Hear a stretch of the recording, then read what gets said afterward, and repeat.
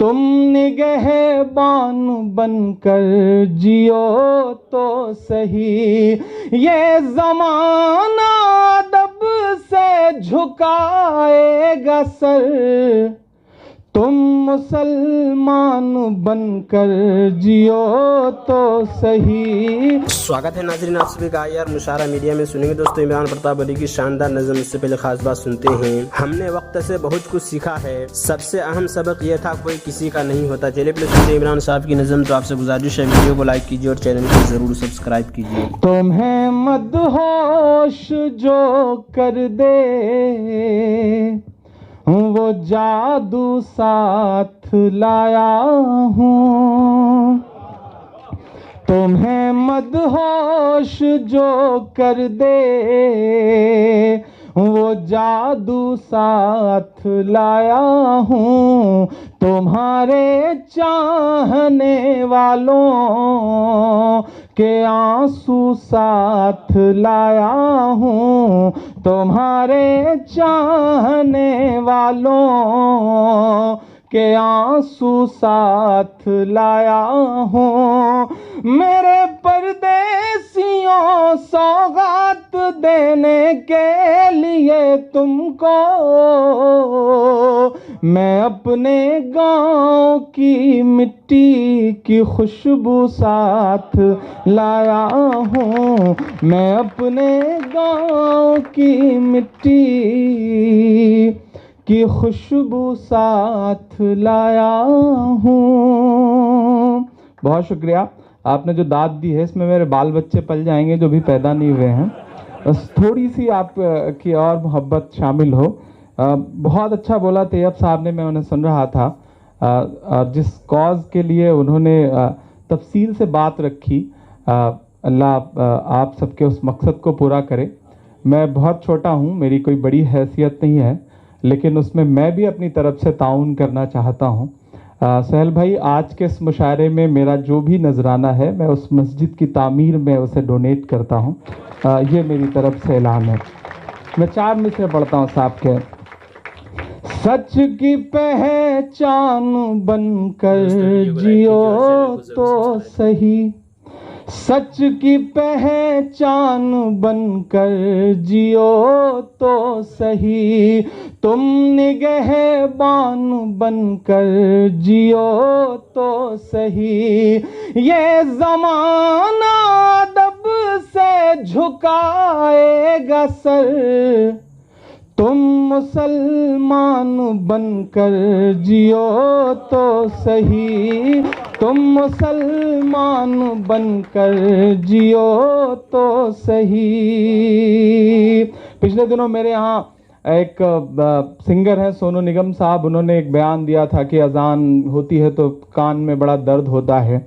میں نے اس دوران 4 مصرے کہے، اور لوگ کچھ بھی کہیں، کہیں نہ کہیں ہمیں اپنے گریبان میں بھی جھانکنے کی ضرورت ہے۔ میں یہ مصرے پڑھتا ہوں۔ تم مسلمان بن کر جیو تو صحیح، رب کی راہوں میں فریاد تو کیجئے، مشکلوں میں اسے یاد تو کیجئے، مشکلوں میں اسے یاد تو کیجئے، کس میں دم ہے اذاں بند کروائے پھر، مسجدیں پہلے آباد تو کیجئے، مسجدیں پہلے آباد تو کیجئے۔ 4 مصرے جو ہر مشاعرے میں میرے دل سے نکلے ہوئے۔ دوستوں نظم سننے کے بعد آپ اپنی رائے میں کیا کرنا چاہتے ہیں وہ نیچے کمنٹ باکس میں ضرور بتائیں۔ دوستوں منتخب احادیث کتاب سے خشوع و خضوع احادیث سنتے ہیں۔ حضرت ابو ہریرہ رضی اللہ عنہ سے روایت ہے کہ رسول اللہ صلی اللہ علیہ وسلم نے ارشاد فرمایا، نماز کے 3 حصے ہیں، یعنی نماز کا پورا ثواب ان 3 حصوں کے صحیح ادا کرنے پر ملتا ہے۔ پاکی حاصل کرنا تہائی حصہ ہے، رکوع تہائی حصہ ہے اور سجدہ تہائی حصہ ہے۔ جو شخص نماز آداب کی رعایت کے ساتھ پڑھتا ہے اس کی نماز قبول کی جاتی ہے اور اس کے سارے اعمال بھی قبول کیے جاتے ہیں۔ جس کی نماز صحیح نہ پڑھنے کی وجہ سے قبول نہیں ہوتی اس کے دوسرے اعمال بھی قبول نہیں ہوتے۔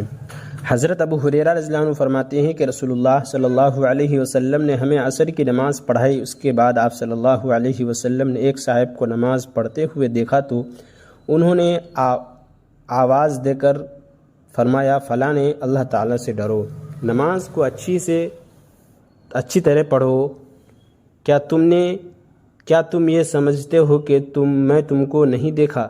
میں اپنے پیچھے کی چیزوں کو بھی ایسا ہی دیکھتا ہوں جیسا کہ اپنے سامنے کی چیزوں کو دیکھتا ہوں۔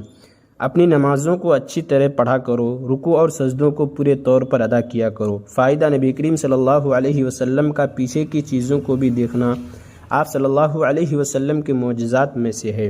حضرت عبداللہ بن عمر رضی اللہ عنہما روایت کرتے ہیں کہ رسول اللہ صلی اللہ علیہ وسلم نے ارشاد فرمایا، اس شخص کی طرح نماز پڑھا کرو جو سب سے رخصت ہونے والا ہو، یعنی جس کو گمان ہو کہ یہ میری زندگی کی آخری نماز ہے، اور اس طرح نماز پڑھو گویا تم اللہ تعالیٰ کو دیکھ رہے ہو۔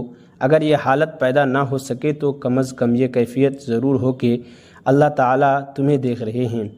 حضرت عبداللہ رضی اللہ عنہ فرماتے ہیں کہ ابتداء اسلام میں ہم رسول اللہ صلی اللہ علیہ وسلم کو نماز کی حالت میں سلام کر لیا کرتے تھے، اور آپ صلی اللہ علیہ وسلم ہمیں سلام کا جواب دیا کرتے تھے۔ جب ہم نجاشی کے پاس سے واپس آئے تو ہم نے پہلی عادت کے مطابق آپ صلی اللہ علیہ وسلم کو سلام کیا۔ آپ صلی اللہ علیہ وسلم نے ہمیں جواب نہ دیا۔ ہم نے عرض کیا، رسول اللہ، پہلے ہم آپ کو نماز کی حالت میں سلام کرتے تھے، آپ ہمیں جواب دیتے تھے، لیکن اس مرتبہ آپ نے جواب نہ دیا۔ آپ صلی اللہ علیہ وسلم نے ارشاد فرمایا، نماز میں صرف نماز ہی کی طرف مشغول رہنا چاہیے۔